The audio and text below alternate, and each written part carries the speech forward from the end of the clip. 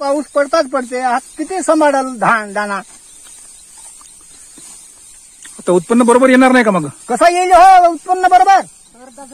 अर्धा जमिनीमध्ये जाते, अर्धा हातात येते. तर मग त्याच्यासाठी कास्तकाराला उत्पन्न बरोबर कोणत्या पद्धतीने येईल? निसर्गाने जर बरोबर साथ दिला असता तर शेतकऱ्यांचं उत्पन्न बरोबर आलं असतं.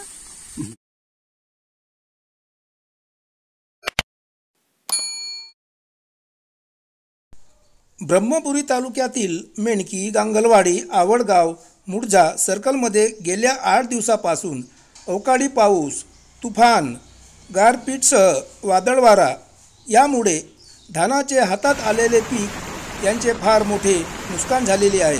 त्यामुळे तालुक्यातील शेतकरी हा हतबल झालेला आहे. तपणीनं काऊर येते ना, त्याची कटाई म्हणजे पद्मावर झाल्यासारखी करावं लागते. तर ते या पावसानं काही करू दिलं नाही. त्याच्यामुळे दानाचं नुकसान होते का? दाण्याचे नुकसान, दाना म्हणजे खाली जमिनीवर पडते ना जी. हे पद्मावर नाही का धान कापणे? हा धुरा झाला आहे आता. अजी हा कापल्याला जवळजवळ 8 दिवस झाला. 8 दिवस जमा करतो म्हणला का तो पाणी येते, जमा करतो म्हणला का तो पाणी येते. हिरभर थोडासा सुकला घटकाभर, सकाळी 10 वाजेपर्यंत बस राहते. मग तो संध्याकाळ झाली का 3 बस घुडघुड केला का 3 आली बुड का तो येऊनच पडते. काय करता? 5-6 दिवस झाला त्यावेळेला माझ्या का 8 दिवस झाला. 28 तारखेची गोष्ट कापलो तुम्ही 28 तारखेला. तर मला संघा जमा करण्यापेक्षा मला एक तर पण जाऊ देतो ना, करतो जमा. तर आता फोन आता हुळूक जमा धरलं रोजही अक्कल काट नाही करा माणसाची. पटवारी वगैरे आले होते का? नाही ना, पटवाडी कोणीच नाही. आता काल सांगून पटवाडी साहेब तू उद्या येतो म्हणत, ते त्याचा पत्ता लागत नाही. आम्हाकडे काव का आलाच नाही म्हणत. GR काव का आता मला तुमचा GR पाहून आता हा तरी मला शेरपस आहे ना बसते का कावाच्या सपाच्या वेळाशा वापरून गेल्या त्या. तर ह्या आता 4-5 दिवसापासून हा अवकाळी पावसामुळे सगळ्या धानाची नासाडी झाली. आता हे रोजीचे माणसा केलो, हे आता जमा करतो कसा तरी साकाव करतो. आता होते का होते का पुन्हा अधिक सायंकाळी पाणी पाऊसच येते.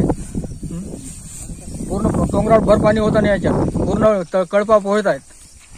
4-5 दिवस तुमचे कळपा पाण्यामध्येच राहिले? हो, 4-5 दिवस कळपा पाण्यातच आहेत. काही वापून गेले धान. आता याला कसा तरी आता साकाव करून म्हणतो तर हा सुकू नाही देत.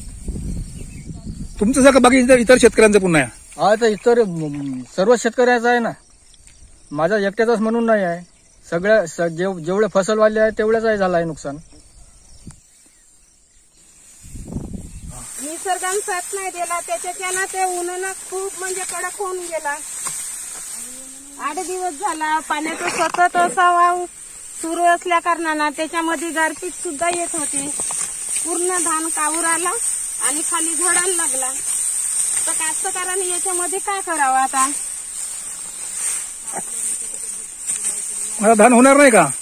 धान कसे होतील सर आता? कारण का गारपीटी नाही झाडलं आणि धान कावूर आले ते जमिनीवरही झडले. कापायला गेले तर पाणी त्याच्यामध्ये, तर मग कास्तकाराचे त्याच्यामध्ये नुकसान आहे किती. धान कापून किती दिवस झाले लोकांच्या? 4-4, 3-3 दिवस झाले. त्याच्यामध्ये ते एवढ्याच येत आहेत. तर मग ते धान आता कसे जमा करायचे, कोण्या पद्धतीनं जमा करून आता ते कुठं वाढवावा हे समजत नाही. कारण का पाणी थांबून नाही राहिला.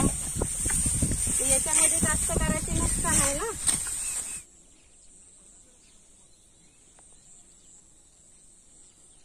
आता हे कुठं नेऊन राहिले?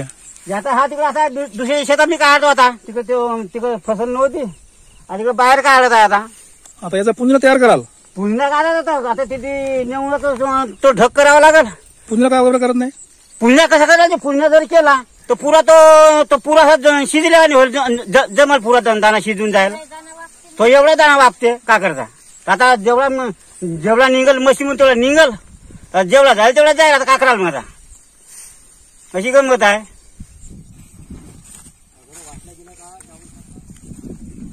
तर तर कास्तकारांना एवढी नुकसान झाल्यावर भरपाई कुठून करावा, त्याच्यासाठी शासनाची मदत हवी आहे.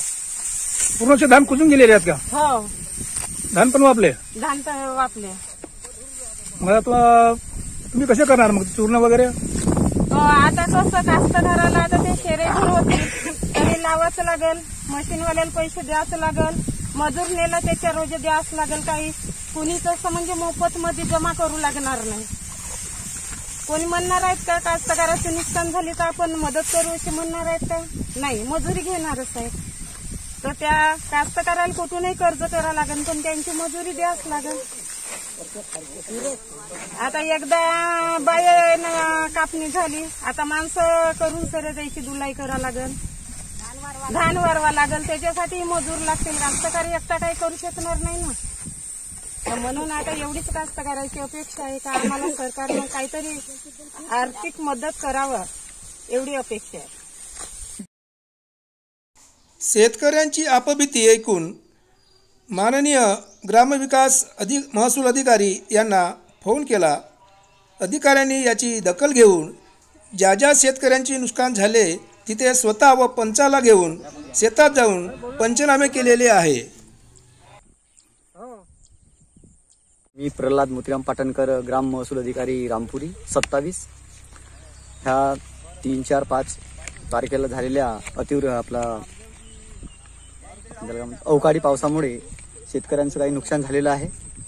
काही धानांचे नुकसान झालेले आहे, धान पडलेलं आहे. काही साहेबांनी फोटो वगैरे घेतलेलीच आहे आणि आदरणीय पत्रकार श्री चहांदे साहेब या ठिकाणी आलेले आहेत आणि त्यांच्या समक्ष आपण या ठिकाणी पंचनामे करीत आहोत.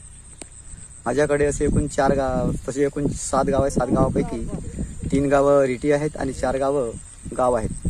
ह्या 4ही गावाचा आता माझ्याकडे सर्वे आहे, तर सर्वेचं काम सुरू आहे.